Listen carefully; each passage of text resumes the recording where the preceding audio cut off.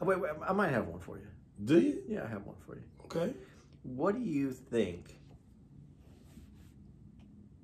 Steve's mom said to him the first time he peed his pants as a young man while he was sleeping?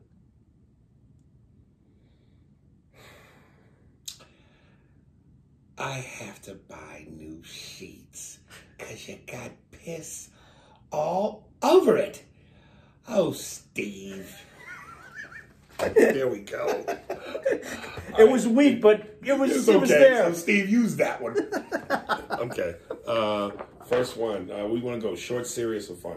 I think we should go. Let's go short. Let's just. You want to just throw all the serious ones out? No, I want to do the serious one next. But I want to. Well, here's my thing. I don't want to shit on nobody's effort that wrote. But you know, a lot of the serious ones are the same tone. It's Trump. It's about you. It's about his pedantic ways. Okay, let me sum some of those up right now. Okay. Because I've been So before you sum it up, are you saying you don't want to go through any of them? No, we can go through some of them. Right. But if it's the same tone that you're saying, let me sum those up right now. Okay. And I hope this makes some more sense to people. And if it doesn't, you could keep writing me, but I ain't answering anymore because I'm done talking about this. First of all, the first thing I said is hold the media accountable. That doesn't mean Trump isn't who we know that he is. That doesn't mean that. It means that I believe that we are intellectual enough, and that we deserve to have to be treated as intelligent individuals, which means give us the facts. When I say that, it's because the way the news used to be presented, you were given facts, and then you had intelligent conversation with people, and then you made your decisions about things, and you moved things along. I've always said, just because I'm asking for the quote to be correct, doesn't mean that I'm trying to get that quote to change your mind, or I think that will make Trump look better. That was never the point. The point is we should be educated people. We should demand a higher bar for our news media. If you want to get social media and you just want opinions and you want to run around and spew someone else's opinion, that's fine with me. But at least have the opportunity to get the actual truth and work with that. Instead of believing that something that someone said is what you think. Because that isn't what you think, that's what someone else said, and now you have just repeated it.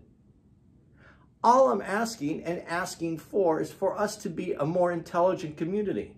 I'm asking for us to debate and talk to people. When I say that, it's important because I am willing and I have spent countless hours on my phone texting people back and forth through this conversation. But what I haven't done well is experiencing people's hatred letters coming at me because they think that I'm trying to change the narrative when I'm trying to change our education. We deserve better. Stop looking at it as that I'm trying to get Trump off. I'm not. We should hold every politician accountable. We should hold everybody that we as people vote and put into office, because it was our vote that put them into office, so we should be able to hold them accountable. And if it wasn't our vote that put them into the office, then we deserve even more accountability for those people. We should demand it. I think that from now on, if I read one of those, we should just have Steve do a sound effect of a play button being pushed, and we should just replay what you said. So you don't have to say it ever again. Just go, and then just roll that out every time. But I don't understand how a higher accountability of our news media is somehow wrong. Hey, listen, let's park the car there because okay. Yeah. I'm done. I'm done. I'm done. I've tried to explain this many different ways. And maybe I don't explain it the best way. No. Well, maybe some people just hear it different. Ranjit Randhawa. It's got to be Indian. Groupie stories. If you got laid at the AVN Awards, what was the heyday of your groupie game? When did you feel it falling off? It ain't never falling off, sucker. How did you deal with groupies when you were married? The same way I dealt with them when I was single. Listen, man. Like I said, like I said on the one podcast episode, my prime, my most fuckable era, when I was on TV consistently every Saturday night, is when I probably ran through the most pussy. But, you know, I'm changing, man, a little bit. I mean, I talk about it more than I do it. Because I'm really starting to feel like as I get older, I'm smartening up. And I don't want to break my woman's heart no more. You know, I might smell some pussy every now and then. But nothing goes inside of her. Just a whiff. I don't have to eat the apple pie. I just got to smell it. I'm going to ask you this, and honestly, because I think this is more how I think about things. I'm sorry, Andy. Go ahead. Plus karma is fucking with me a little bit. Let me tell you something, dude. I know I joked about it, but when me and Andy was in Pleasanton, me hearing that dude drill that bitch so viciously, it was traumatic to me. I'm joking, but I'm serious. Like how it would be trauma for a child to walk in and see a father plowing his mother. Even though I didn't see shit, I'm telling you, what I heard in that room traumatized me. Because I just went, imagine that's your woman. Nigga, somebody got to die. Somebody got to die. So I don't want karma to bite me in the dick. Go ahead. Isn't it sometimes enough that they want you? I know this is going to sound, I don't know if I'm saying it right. I know what you mean. Sometimes just being wanted is enough to give you that feeling like, I got it. Yeah. To keep your relevance, to know that there's still some sexy in you. Right. You don't actually have to do it. But when you're young, you have the energy and you have a mindset where you don't care of the thoughts that's going on in the other person's mind or what's going on in maybe someone in your life's mind. Right. But when you get older, you want your life to be a little bit easier in that mental state. Right. And the idea that someone wants you sometimes. Now if she was super hot though. See, and that's when it gets confusing. He sets the rules in opposition. Look, but don't touch. Touch, but don't taste. Taste, but don't swallow. That's what that is. Okay, I just want to let you know this, though, too. Because you brought up about how you heard that. Oh, man. Oh, the quarterback is toast. That's 2 pieces of toast today. That's hilarious. Wait till I put the jelly on it. You better do that in the bathroom. Holy shit. That's the first one for the emails. Yeah, in a long time. Yeah. All right, go ahead. Around 6:30 this morning, Uh-oh. I was woken up by pleasant sounds of a woman enjoying herself so much. She was masturbating? No, she was getting fucked. Man, I heard the. You heard it? I heard it. These walls aren't very thick right there, and but it was but it made me uncomfortable. Not because first I was listening to it because it woke me up, and then I was listening to it because I was like, oh, she's getting it good. Right. And then when I heard how much pleasure, I was like, when I get home, I got to bring the business because I haven't heard that in a while. Nigga, let me tell you something. When you hear somebody else fucking and you not fucking, you want to fuck. It's like, what the fuck? Everybody got graham crackers in a cot but me. But I want those sounds. I don't think that I've been delivering as well as I'm supposed. When I heard that, I was like, oh, that sounded nice. Dog, I'm telling you, and I know that people think because we comics and this podcast is meant to make you laugh and entertain you, we are putting extras on it sometimes. When I say to you, I'm not exaggerating. If that nigga fucked her for 5 more minutes, I was going to call the police. For 2 reasons. 1, because I'm jealous and it's got to stop. And 2, because I think he's hurting her. That was not my experience. I'm telling you, this nigga was plowing this bitch to the point where I went, his dick's gotta be massive. It's gotta be. Do you think that was its name too? That's a cool name for a dick, son. And you know whose dick would be called massive? Leroy Furious. Dude, I'm telling you, man, I just never heard of one. And listen, I've had moments. Let me ask you this. You ever made a girl cry during sex? Yes. She orgasmed so good she cried. I just remember her going, there was some anger afterwards. She goes, do you think you... Yeah. She goes, she looked at me, she goes... Wait, that sounds like the beginning of a rape charge. No, she had tears coming out of her eyes, and then she goes, do you feel better about yourself because you made me cry? She said that to you? Yeah. Nigga, my balls would have got out. It made me uncomfortable the way she said it. Dude, I'm telling you,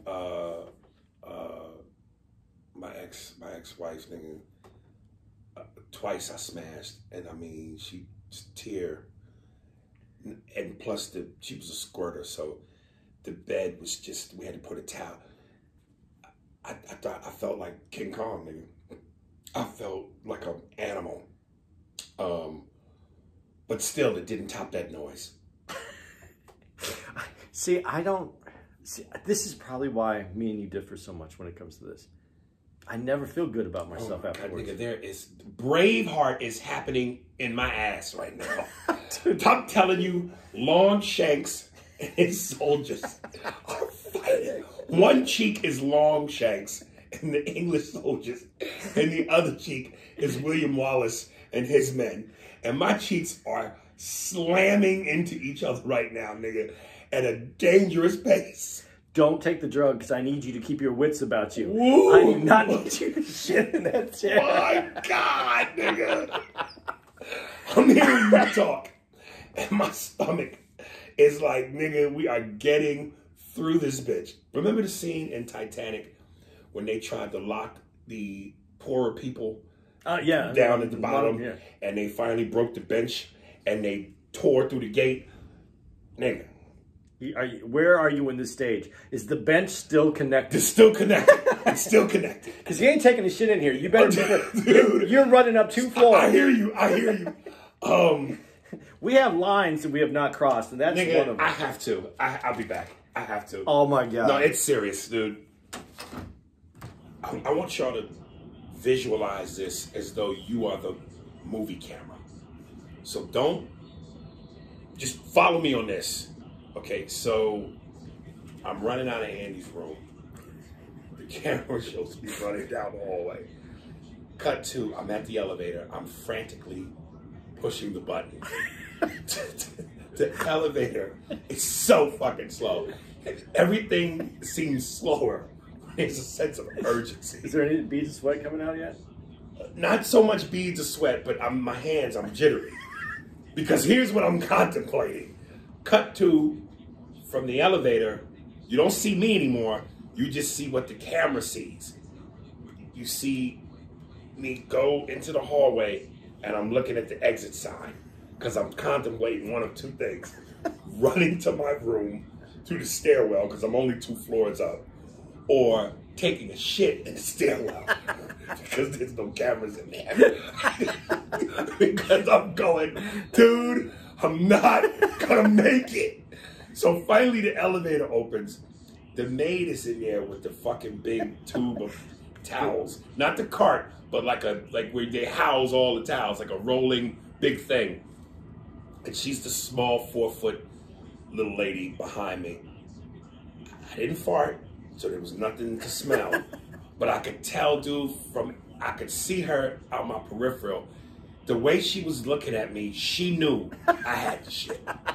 Even though there was no signal, no fart, no communication, I could just feel her looking at me like something's wrong. The door opens up. I get to my bathroom. Man. The scene for Dumber and Dumber? No, the scene from Braveheart when the fight is over. And it's just dead bodies and stumps laying on the fucking ground. It was that pizza, dude. I'm feeling fine. I don't know, man. That pizza, man. I didn't have any of the sausage, though. I only had pepperoni. That might have been it. Because I had a sausage slice. Yeah, I only had pepperoni. What was really funny, and when you listen to this, you'll know, when you walked out of the room, I came on, and I let them know that you had to run out of here. And I said, I don't know if you took the stairs, because there's also stairs right here. Yes. Right across from my door. I thought you might have run up those stairs. I should have. I should have. I didn't know you'd wait for the elevator. Son, I didn't think it was that long. I'm telling you, man. And anybody that's ever, you know, why we push the same button more than once, as though that speeds it up. Like it's letting whatever's in the elevator know. Right. There's some shit happening here. Yeah. It's that pizza, nigga. I'm telling you. I'm not eating the sausage. Because I'm telling you right now, I don't have to, but they're grabbing their swords. It's a second fight is coming. Second fight is coming. All right. Dude, that's awesome. Oh, I also told him I'd check the chair before you. Oh, dude, I'm telling you, Andy, I kid you not.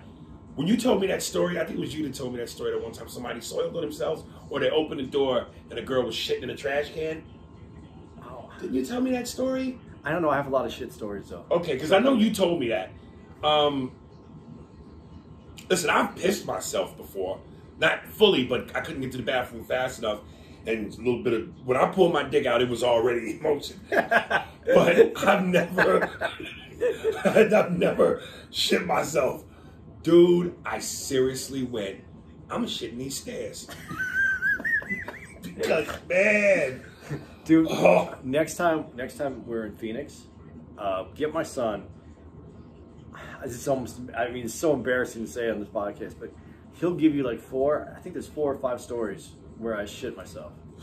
And they're not like where you full out crap your pants. One time I was on this medication, right, and it said, careful, loose stool. And I'm driving, and I raised that one cheek to fart. And my son, I was so mad. And he's like, why are you all mad, Dad? And I'm like, dude, I fucking shit. And dude, when you shit yourself in your pants, it doesn't make a noise like, it's more like a...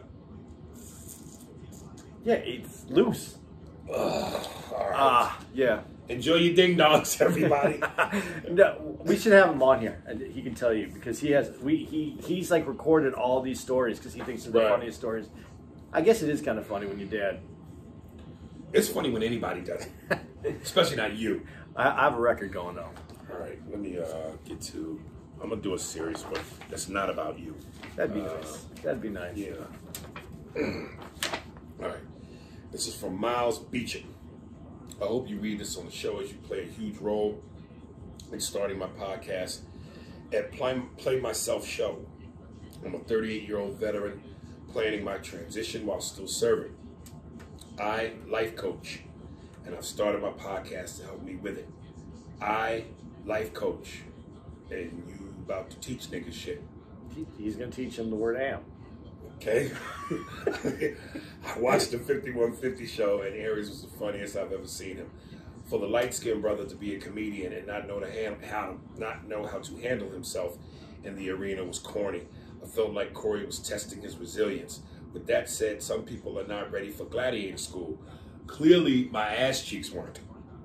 The best, and I mean, you got that? Did you just not get that? Yeah, I got it. Okay. The best draw of your podcast is authenticity. You and Andy work thoughts out, getting your feelings, and at the end of the day, your ideals serve as perspective. Most of the time, you guys are both right, and at the very least, the resolve is in the understanding. While on the 5150 show, Corey gave you an insight that should not get overlooked. Pay attention, my nigga, do you. The man in the mirror is the only person stopping you from achieving. Every time I hear you complain, I'm like, this nigga's scared of facing his passion. There's a reason you started at 14 and Andy at 100. You're a boss. You're a boss, and bosses build, especially in this era. I believe that success leaves clues, and the fact you put your foot in your mouth every single interview longer than 20 minutes should mean something to you. When it comes to being the politically correct celebrity, you're not that man, and that's your gift. You're authentic, and when you look at some of the greats, especially those you admire, Richard, Dave, and so on, it's the same shit. Do you remember when Pryor was given the compliment of being as funny as Charlie Chaplin? He did some airy shit and said, fuck Charlie Chaplin. That motherfucker don't even talk. Everything you complain about is something you should focus on changing. Focus on adding the significance to the culture of comedy, and shit will change. The money knows your value, and it hints to why you are working. You guys think hints to why you guys are working, and guys you think are funny cannot book gigs. A pimp will tell you you on the right train but the wrong track. Pimp also abuses women. So, but no, I'm joking, brother. I hear your shit. See, that's part of that's part of his business right there. The life coach. Yeah, the life coach thing, the train track thing. That's good. Right. Want to stay in college because you like hoes and free food, and at the same time bitch about the school rules. Take it how you want, but if you open a comedy spot or self-branded by taking more of a hand up instead of a handout approach. I never thought of you taking Yeah, that's kind of inaccurate. Millions of people would fuck with you because you're you. I could see it now. Aries Boom Boom Room. All the servers would have a fat ass, and the sports games would be on, and all the best food. If you take anything out of this email, I want you to know many people watch you, and you serve as a blueprint. Put your big boy pants on. Big, nigga. Nobody cares. Nobody cares with your fans and fuck with you because you points out. You put points on the board. At this stage of your life, if you want another ring, add to the arsenal. Call Hakeem over to work on that fadeaway. You still want to dunk all the time. That's a call back to Kobe. All love. You got one of the best podcasts out. Thank you, brother. I think you accurate and inaccurate. Because it seems like, in a sense, I hear what you're saying, but you're also contradicting yourself. You're telling me about how I put my foot in my mouth 20 minutes into an interview, which I should learn from that. But at the same time, you're telling me be me. And if I'm going to be me and be authentic, like a Pryor or a Carlin, a bunch of people will fuck with me. So which one is it, life coach? You don't think that maybe he means you don't need to say that stuff, that you just need to be authentic stuff and not talk about what you're not getting because it's going to come to you if you just leave that Well, alone. no, that talk about what I'm not getting is very specific.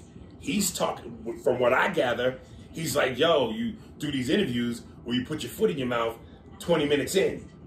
But at the same time, you're telling me don't change nothing, be me. So if part of me, and it's not like I'm intentionally trying to put my foot in my mouth, but if part of me, part of being me, as he said, is authenticity, then how do you do that? Well, okay. Now I won't have this right, and I'm gonna ask some questions because I feel it's better. I feel like I get a better understanding when I ask these questions. To be authentic, to be what's the black? I'm sorry, seriously, the black way of saying be authentic. Real. Yeah, to be real, yeah. As we age, though, our authentic self, our real self, does change. I think you become more authentic as you get older. You do, but you also realize different things. Like, and I'm not trying to bring up anything negative, but let's just do this one because we've talked about this, and I feel it's fairly open to say on the podcast. What you said about Keel and Peele, you always say if you had that to do over again, you would, because it won't change your authenticness, but it would change the way that you present things. Yes. I think that's kind of what he's talking about. Is how you could present, you could be your authentic self, but the way you present things could be stronger if you presented it in a slightly better chosen or something. Chosen, yeah, but right. Yeah. I think that's what he's trying to get to. I don't know for sure because I don't know his intent, but if I'm looking at it from a positive way of coming at you, right. that's what I took it as. Right. What do you think about it that way? I would agree with that. Okay. That's what made that skit so genius that Dave did when Keeping It Real Goes Wrong. Right. Because, not to say you can't keep it real, but there's a timing for everything and a place. Yeah. And maybe sometimes it ain't the time and it ain't the place. Or sometimes it's better to just jerk the fuck up. But, again, on your side, on how, not your side, that's not the right way to say that. On the other side of this idea of growing and understanding. Right. And maybe presenting things in a different way. The person who leads, though, the first person through the door, It's usually, I mean, if there's a way for you with the gun, that's the person who's going to get shot first. It's the first person to the door. Right. At any time, you're keeping it real, right, and you're leading through something. Sometimes you don't have that ability though to present it a certain way because you're the first to the door. I'm not saying everything you're doing is the first to the door, but some of the things you're saying, I think, are original. Mm-hmm. And when you throw original thought, that makes people uncomfortable. It makes. You sent me that great Johnny Cash quote recently. Yeah. I wish I had it or knew it right now. People that speak the truth, I hate it. Yeah. Something else or something else or something else or something else. That's called paraphrasing, by the way. Yeah, really paraphrasing. But yeah, I hear what he's saying, but it felt to me like a little bit of a contradiction. I think though everybody that writes to you and that writes in a similar way sees your greatness and wants it to come to fruition.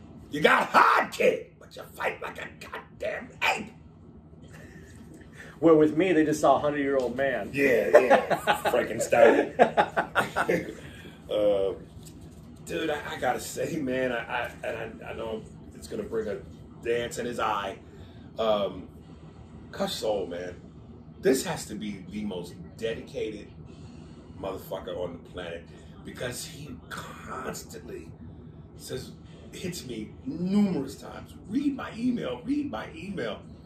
Cush, we gonna get you, baby. Relax.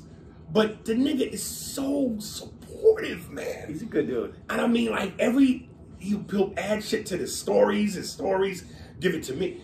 So I can't, it's like the child, it's like one of your children who you love them, but you want to just choke them a little bit. But they always bring you your slippers and crack open your beer, so you can't, He's a good dude, dude. Yes, he is. Culture Soul. Cush Soul. Cush Soul. Okay, Cush. Okay. Nigga, I'm not gonna be, okay. I wanted to get your honest and raw thoughts about the following 3 actors and where they fall for you both in terms of their performances. Do you feel they are underappreciated? 1, Shia LaBeouf. I don't think he's underappreciated. I just think he's nuts. Yeah, I'm not. He does some he can do some interesting work. Yeah, I'm not saying that that's not true, but you also have to ask: Would you miss that actor? If I could see more of him, but I don't think you see as much of him because he's too busy being nuts. If you could lose the nut shit and work and give us a body of work to where you can be missed, how can we miss you if you're damn near gone already? That's a big problem. But as you know from working in this business, some of the people that are the most that are out there, that's what also causes their greatness. Like I said, a genius is forgiven. Yeah. I don't know if he's a genius, but he's good. Well, and it also depends how many geniuses are out there. Because Right. if there's enough to pull from, I don't have to call you. I got another genius over here who I actually enjoy working with. But there you go. Mel Gibson. I think Mel Gibson is one of those underrated dudes because of some of the choices that he's made. But when he makes choices like Braveheart, You're a liar. You fucking liar. I don't know if that was a choice he made. You gotta listen to people, please. If you really want to just have a good time, you gotta listen to the commentary from Patrice, Jim Norton on Opie and Anthony and the Mel Gibson tapes.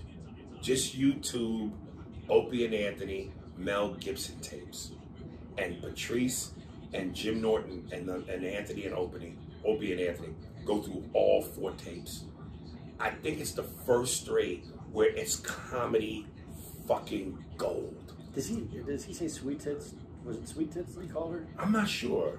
That's when he's talking to the police officer that arrested. No, that's the police officer. Yeah. This is strictly his girlfriend. Oh, this is just the girlfriend. And him going on a rage.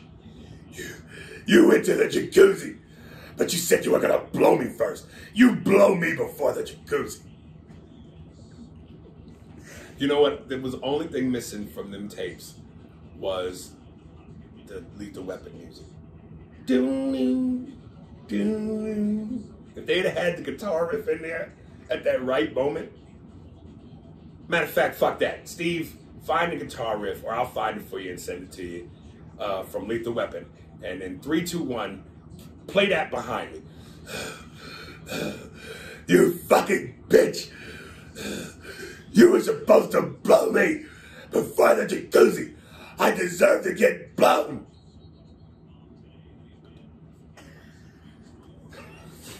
Dude.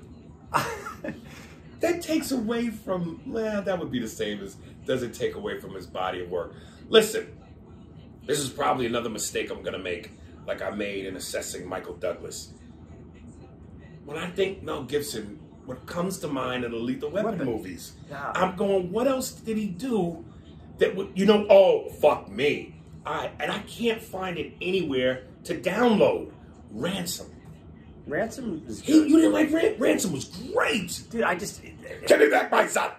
There's just all this little contrived pieces in some of these movies. The movie, someone sent us in this, and I forgot the name of the movie, but it was the movie, the conspiracy movie. That he did with Julia Roberts. That was actually a good movie. Where he played the dude who was... They thought he was crazy, and then you Right. find out at the end, you kind of get the idea that maybe he's not crazy. Listen,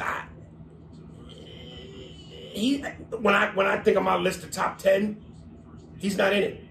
He's close. I'm not saying that he's even in He's my an top honorable 10. mention. I think he's a solid actor. I think that he gets, because of certain things that have happened to him in his career as well, I think he gets overlooked on some things. But if I don't put him in my top 10 either, but he's a solid actor. Like, if I was making a movie and they gave me a list and he was on the list, I would seriously consider that him as on my project. I know he directed it and produced it. Did you see Passion of the Christ? I did see Passion of the Christ. I didn't see it. It's worth. I think it's something that should be watched. This was a big controversy. Some people felt it was anti. I don't even know, anti-Semitic, anti-Jewish. I didn't see it that way. I saw it as a movie. It's very interesting because he spent his own money on this. Is it loud? No, it's the heat, man. Is the heat coming out of it? I'll change it. It's air conditioning, man. But it was a strong movie, and he made the movie with his own money, and he made it in basically a dead language. And to do something like that is a big undertaking. And I know that he has a background that his dad was his dad American and then moved to Australia, and he had racist ties and. Oh, that explains that. Yeah. Okay. Yeah, but listen, here, this is where it gets very difficult. When you talk about the arts, Right. if we went back and said we need to, just if they weren't a good person, we need to remove them from the arts, the museums, the galleries. We wouldn't have anything left. Yeah. Because most of these people, as humans, They're nuts. They're nuts. They're not good people. They worked for not good people because they were funded by not good. The arts is a very the arts throughout history is very precarious on how you acquire money or how you acquire work. It's very interesting. And if you try to define art by the human that made it, I think we would have a lot less art that we would look at, but it's valuable to us. Listen, Porsche made the Volkswagen for Hitler because Hitler knew that they were going to go into a war, and he wanted a vehicle that used less gasoline, so that it would be better for the German people as they were going through this. Is anybody not buying a Porsche because of the history, or because they can't afford it, or because they don't like that style of car? Listen, if the product is good, whatever. Because they say if you knew what was in a hot dog, you wouldn't eat it. And you would like eating steak, but you don't want to watch it get butchered. This is part of it. I mean, I'm not taking anything away from him. I wouldn't take away anything from that Cosby did because of his his placing pills. I don't. You have to separate the art from the person. You have to. I don't know how you. I don't know how you can't, because if you don't, I don't think that we're left with very much.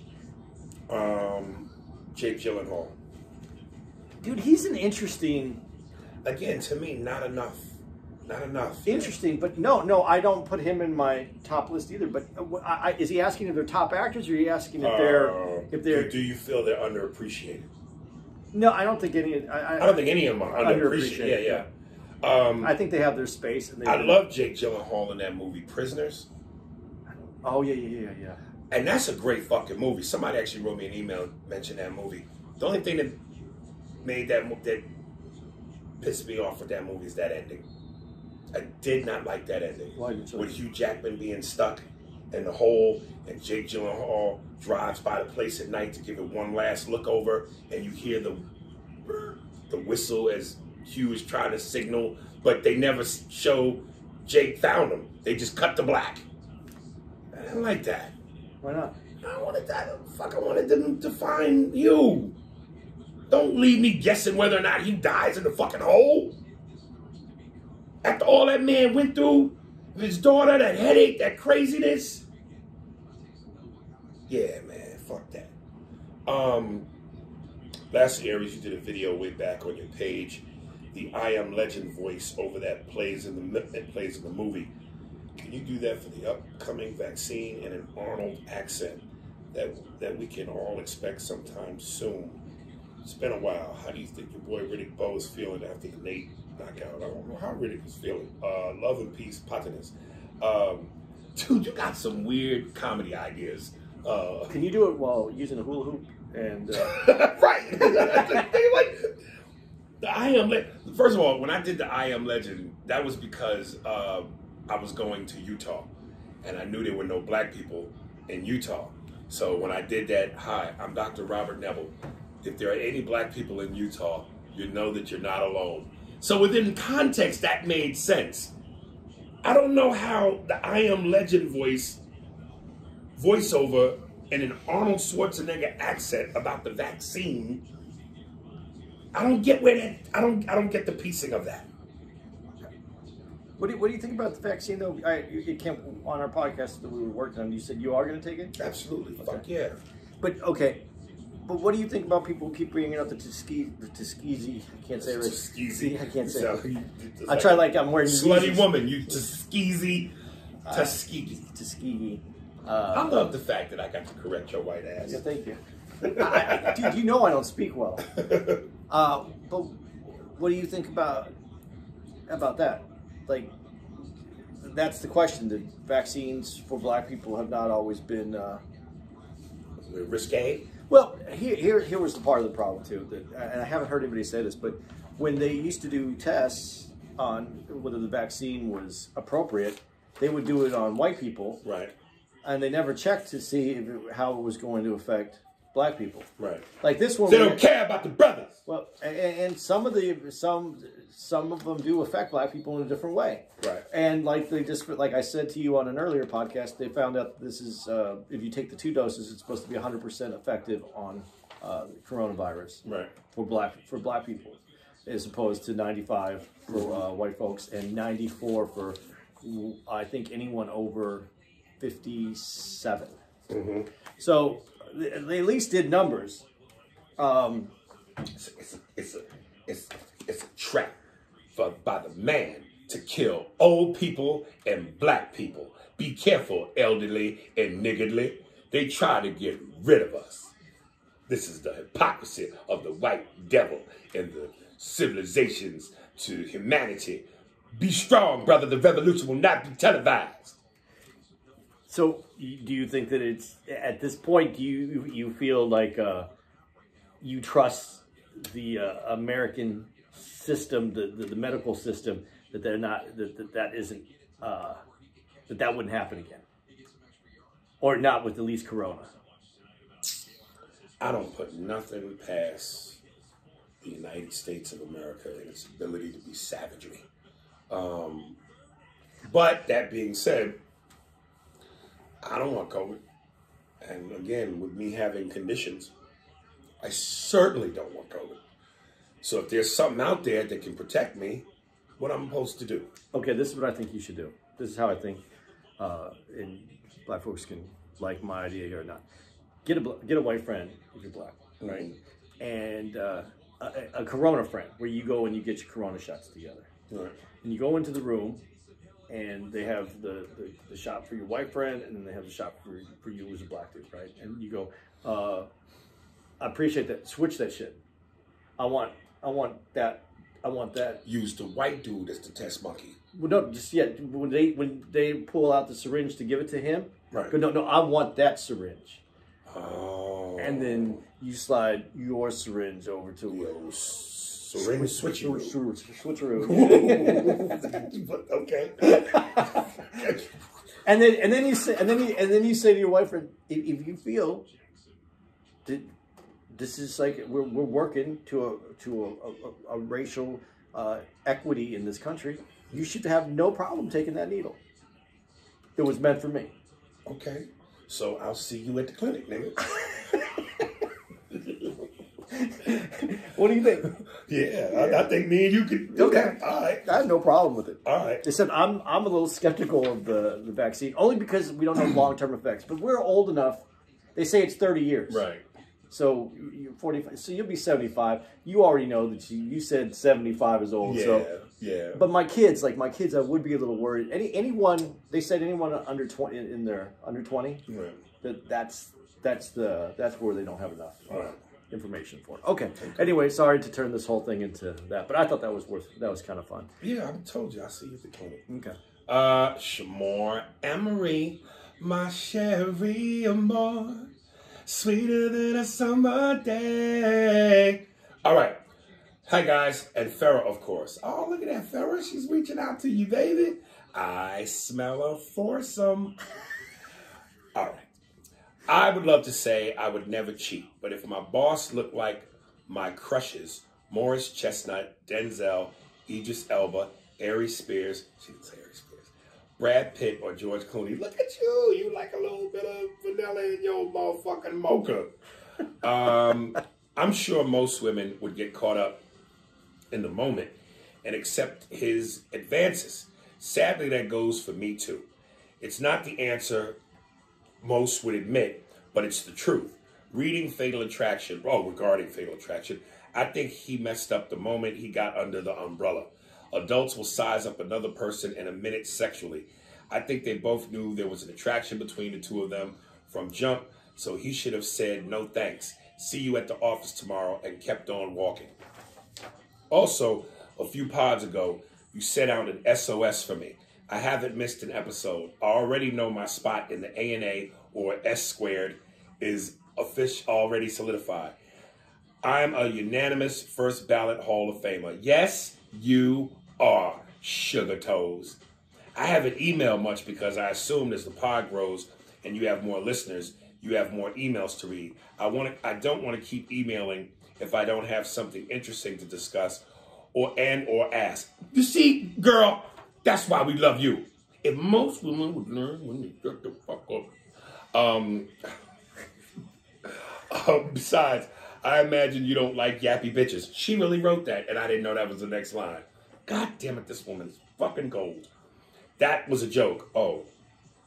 Boom, boom, boom, boom. It was a call back to the email from a lady calling you chauvinistic a while ago. To the one who was all up in arms about you not emailing him back needs to calm down. If not, I will hold his mouth while Farrah, Leroy, Keon, and all the other day ones beat him with a pillowcase full of soap. Yep, full metal jacket style. LOL. Let me see your war fights! Regarding movies, I don't think Ethan Hawke gets enough credit. He was phenomenal as John Brown in the HBO series The Good Lord Bird. Leonardo DiCaprio, he doesn't get the credit for his versatility. They both went from teenage heartthrobs to amazing adult performers. I'm watching Gilbert Grape as I'm typing this, and DiCaprio deserved the Oscar. Also, you talked about Jennifer Aniston being sexy and Horrible Bosses. What do you consider your top sexiest scene by an actress? Not who's the sexiest actress overall, just a specific scene. I'm sure sure there are others. I'm not going to say this, but what just went through my mind was so dark and so Family Guy-ish in terms of comedy. But I'm not going to say that on the podcast. But right now, I can't think of anything that tops Selma Hayek in Dusk Till Dawn. I couldn't take my eyes off her. Turning the page. When she turned into the vampire. Yeah, you can take your eyes off that bitch. One line less. Keep up the great work, and as always, know that I'm listening. My Cherie Amour. I totally agree with her when she said that the relationship breakdown happened when he got underneath the elevator. I think it happened at the bar. It did at the bar, but there was nothing that could have happened there because the wife was there. Right. But when he already felt that, right. What she's saying, when he felt that, then he knew there was an attraction. Right. And to get under that umbrella, yeah. he knew he was opening up the door, at least cracking the window. Yes. What was it? What did she say? Selma Hayek. That was the first time I think she was even ever introduced. Yo, the thing where the drink was being poured down her leg, over her toe, and into dude's mouth. Yeah. Selma Hayek's a bad motherfucker. I'm trying to think. I love Demi Moore in Striptease. That was good. This is gonna sound odd, and I know a lot of dudes ain't gonna feel me on this. And listen, part of why I like women of color is because big lips, and this woman's lips are thin as dental floss, but her take charge heroicness was a little sexy to me. Sigourney Weaver in Aliens. You like that? I just it was something sexy about her. I'm in charge, move the fuck out the way, I got this. But I mean, ass as flat as a, pancake grill and lips as thin as dental floss. But there was something sexy in that swag. But you don't like Cherie, I can't even see. You drank a whole bottle of vodka. Theron, what's her name? Theron? Sometimes this shit is contagious like a cough, nigga. Because now I'm about to fuck up. Charlize Theron. Theron, yes. Wasn't she Atomic Blonde? Isn't she the one in Atomic Blonde? Yeah. You didn't think that had, But the difference is, to me, Sigourney Weaver was believable. Because her physicality wasn't about beating up niggas that looked like The Rock. It was just about taking charge, being assertive, being sure, and anybody can point a gun. You know what I'm saying? And she displayed moments of vulnerability. Okay. Whereas with Atomic Blonde, she's a killer. Yeah, you're beating up 10 niggas with your fists. And I don't see it. But she got beat up too. So it wasn't to be expected. Yeah. I still say, and it's not the sexiest moment, but it's just this moment. I think I was just youthful enough that. But see, I'm going to forget in Trading Places. Jamie Lee Curtis. Just that little titty shot. Oh, dude! Listen, I saw a picture recently, even an older Jamie Lee Curtis, but it was the top she was wearing, where it kind of looked like she ain't had no bra, so you could kind of get a little silhouette, plus you could see it hanging in the shirt. She got a great rack, nigga. She's got a great rack. Because I wasn't expecting it, and then right. And when you're younger and you hadn't seen a lot of titties, right? That was a great moment. Again, the '80s was my titty explosion, and she's in the running, but she wouldn't win the award. No, but I'm just saying. Because look, you got, like I said, you got Apollonia, Blake Minnetonka ahead of her, and you had my girl from Last Dragon, Vanity. So there's about 4 or 5 ticks ahead of Jamie, but she's a nominee. So what you're saying is Prince put some good titties. Oh shit! He knew how to pick titties. Oh come on, man! A man that wears heels knows breasts. Wendell Barris. This will be the last one, and then it'll be part 2 of my Braveheart fight in the ass. and we'll end it there. We got to do 2 of these. When we get done working tonight, we'll have to do one more. We'll have to do one more. Yeah. So I'll just leave all my shit here because if I try and pack it, I'm gonna shit on your floor. I can't have nothing slow me the fuck down. I think I'm gonna watch your set tonight. And I'm taking the stairs, nigga. I'm gonna watch your set tonight at the club because there could be a moment where you just have to leave the stage. Dude, I can't laugh right now. What time is it? We're right there. We could end it right Yeah, man. Yeah, because it's happening. It's happening. It's happening. Has it ever happened to you on stage? No. But it is happening. Bye. All right, kids. Oh shit. The music. Andy, I'm gonna send it to you what it is. Just read it, and then I'll send it to Steve. Just read it. I'm gonna email you who we gonna play. Just read it, because I can't do this. Okay. Come on. Just type it out while you're on the toilet. Yeah. Well, you can wait till after you're off the toilet, but yeah. Hey man, enjoy that shit.